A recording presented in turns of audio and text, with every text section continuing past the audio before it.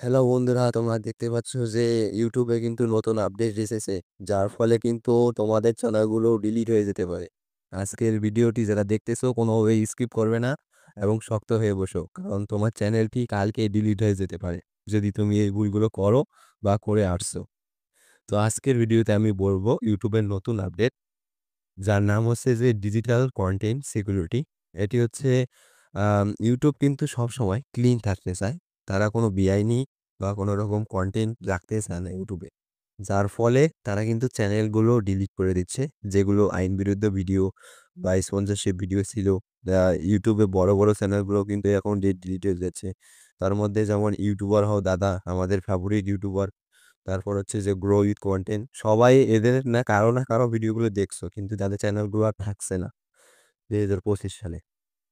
তাদের কি সেই ভুল, এবং তারা তাদের ভুলগুলোকে নিজে মুখেই প্রকাশ করছে যে এই তাদের ভুল। তাদের ভুলগুলো হলো স্পন্সরশিপ। তারা কিন্তু বড় ইউটিউবার হওয়ার পর স্পন্সরশিপ ভিডিও বানিয়েছে অনেক। যার ফলে তাদের ভিডিওতে কোনো না কোনো একটা ভিডিওতে স্ট্রাইক এসেছে। এর ফলে তাদের চ্যানেলগুলো কোন সময় ডিলিট হয়ে যাবে তারাও বলতে পারছে না। এছাড়াও হিন্দি ইউটিউবার বলো, বাংলা ইউটিউবার বলো, সব ইউটিউব চ্যানেলগুলো, বড়, বড় ইউটিউব চ্যানেলগুলো যারা স্পন্সর নিয়ে ভিডিও তৈরি করেছে, তাদের চ্যানেলগুলো ডিলিট হয়ে যাবে। তো আজকে আমি কথা বলব ডিজিটাল কনটেন্ট সিকিউরিটি কি? এটি হচ্ছে এটির আমার মোবাইল স্ক্রিনে দেখো, এটির কমিউনিটি গাইডলাইন থেকে কি বলেছে আমি বাংলায় বলে দিচ্ছি। এটি হচ্ছে যে আপনি যদি স্পন্সরশিপ ভিডিও তৈরি করেন, কোনো একটা প্রোডাক্টের স্পন্সরশিপ করছেন তা কোনো ব্যাপার না। কিন্তু আপনারা যদি ইউটিউবে থাকা দর্শকদের ঠকাচ্ছেন যে একটি কাজের বিনিময়ে আপনাকে ৳৫,০০০ দেওয়া হবে, এই কাজটি করেন। অথচ ওই যে বলতেছে সে কাজ করে নাই। সে স্পন্সরশিপ নিয়েছিল এবং তার ফেক ব্যালেন্স দিয়ে তারা দেখাই দিয়েছে যে এত টাকা আর্ন করছি। আপনারাও করতে পারেন।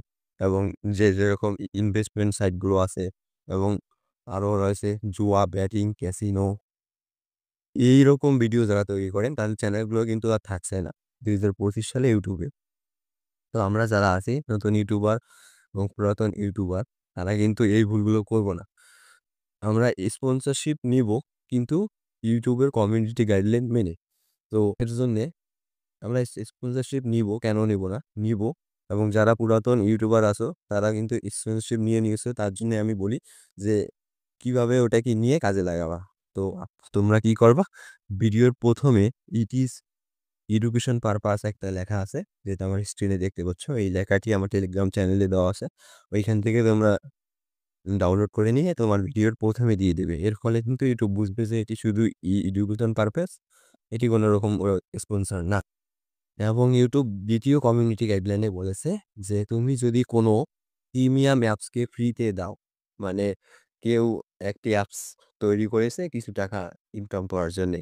তুমি যদি সেটিকে ফ্রিতে দিয়ে দাও সবাইকে তোমার ইউটিউব চ্যানেল থেকে, তাহলে কিন্তু ইউটিউব তোমাকে ধরে নিবে এবং তোমার চ্যানেলটি ডিলিট করে দিবে। কারণ তারা কিছু টাকার জন্য অ্যাপসটি তৈরি করেছে এবং তুমি তাদের সেই অ্যাপসটির প্রিমিয়ামকে তুমি ফ্রিতে দিয়ে দিচ্ছ। যেমন ক্রাইম মাস্টার প্রিমিয়াম ফ্রিতে নিয়ে নাও, তারপর ইনশর্ট প্রিমিয়াম, তারপর ক্যাপকাট প্রিমিয়াম ফ্রিতে নিয়ে নাও। এই সকল বিষয়ে যারা ভিডিও তৈরি করেন তাদের চ্যানেলগুলো আর থাকছে না ইউটিউবে। আর আমরা যারা আছি এই সকল ভিডিও তৈরি করব না। তো এটিই ছিল ডিজিটাল কনটেন্ট সিকিউরিটি। তাছাড়াও তো আরও নিয়ম আছে ইউটিউব কমিউনিটি গাইডলাইন, তাতে তোমরা জানোই।